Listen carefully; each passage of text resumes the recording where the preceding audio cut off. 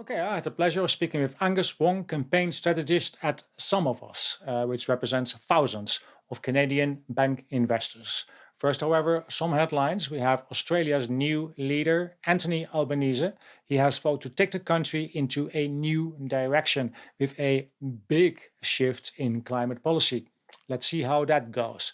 Euronews is talking about Davos 2022, normally in January, this time in spring, and what to expect from the World Economic Forum's most consequential meeting in 50 years.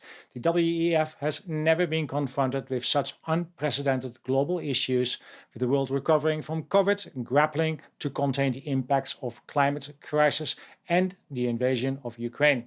Talking about the WEF, they ask how the space renaissance could save our planet. We are undergoing a period where seismic technology innovations are powering new capabilities with tremendous new data that we are collecting in orbit.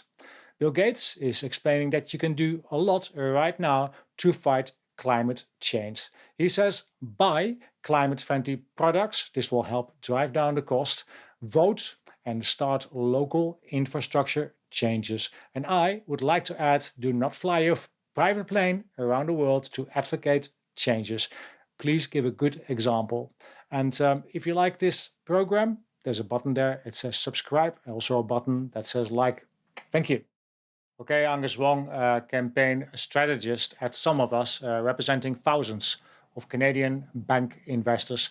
I read this article, cbc.ca, oil and gas will be around a lot longer than some think, despite climate change goals. There's a few quotes there from RBC economist Colin Gouldiman. Climate change is still a priority, but there isn't as much momentum as compared to 6 months ago, right after the UN climate conference. And then he put a tweet in there as well. Climate action, meet energy security. Our newest report exploring how we can have both with a deliberate, measured approach to energy sector emissions cuts. Onward. That was the end of the tweet. Now I emailed him. I'm wondering, how does that work, reducing emissions, ramping up oil production at the same time? And his response, he was kind enough to respond, the key thing is to reduce emissions per barrel in the energy sector. The challenge is striking the right balance between energy security and environmental security. We think decarbonization in the energy sector can proceed in a deliberate manner.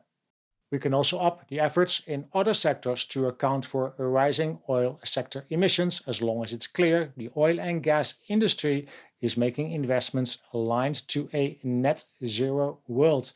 And he said in the email, I hope that clarifies. It does, but I also saw another article in the IB Times.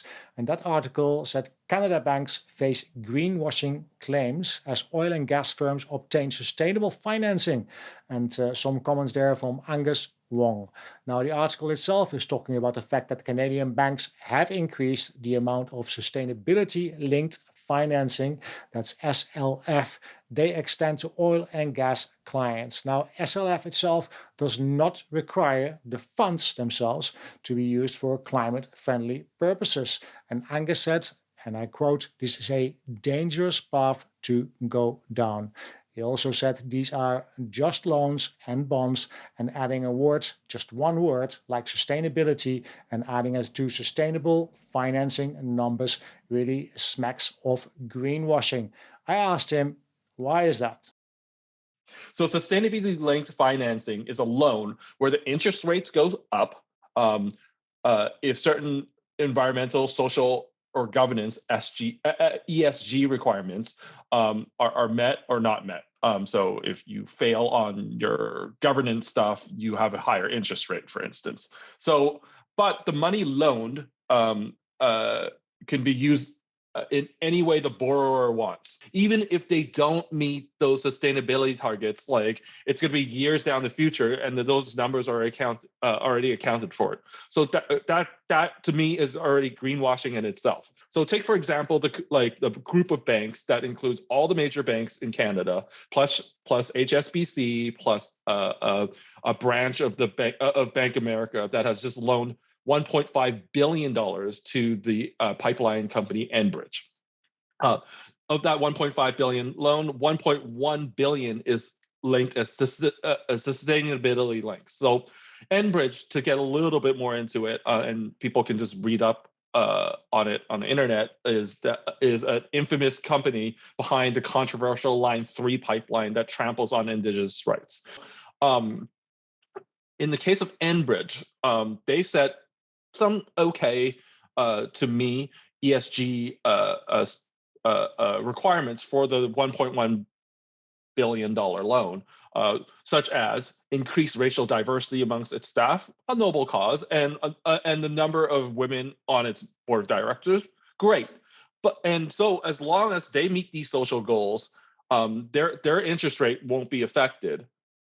But at the same time, like, yeah, you're meeting these fair enough social goals, and you're still trampling on indigenous rights, and you're still building a project that's equivalent to 50 coal plants. Like, how is that sustainability? And to me, like, that is just one case of many that is these banks using the term sustainability linked financing to greenwash what they're doing. Now, I also told him that I reached out to Colin at RBC, that I asked him that question, how that was possible, that I got a response from Colin as well. And just wanted to know what Angus' feelings were towards this. Climate experts and also the shareholders I represent and the groups that I work with try to stay away from the language of net zero. Like, the core of it, there's lots of criticisms of it, but like the core of the problem is that it pledges to cancel out emissions from the atmosphere rather than eliminating the root causes. Reduction of emissions per barrel is part of the solution, but that's not enough. And the way that I see RBC's operating and how the Economist is working, that's all they're really like doing. So many of these banks, in corresponding to me, to our shareholders, to other groups, to whatnot, like, quote the International Energy Agency a lot, and just they're called also the IEA, and they state pretty clearly in a lot of their documentation that, like, while there is room for investments in existing and oil gas projects related to maintenance and other issues, there can't be any more fossil fuel expansion if we're going to meet that goal. What I see a lot of people in the banking industry, like RBC and this economist, doing is reading a part of that comment that is placed everywhere, that, like, the IEA concedes there is room for investment in existing oil and gas projects, and then just ignores that is just like, if it relates to maintenance and other issues, and especially ignores that there can't be any more new investments. When I like hear like the economist that you just quoted speak, what I'm actually hearing is that these banks kind of want to just operate more or less business as usual with like these like sustainability linked financing as the goal. But what they really want to do is continue to give loans to oil and gas and coal, and but there's no urgency. But it is code red for humanity, and business can't be operate as usual. Is like kind of like my overall view, and this is how we. Please go to toxicbonds.org and just to read a little bit about a new campaign we're launching about toxic bonds, just to learn a little bit more about what my organization does.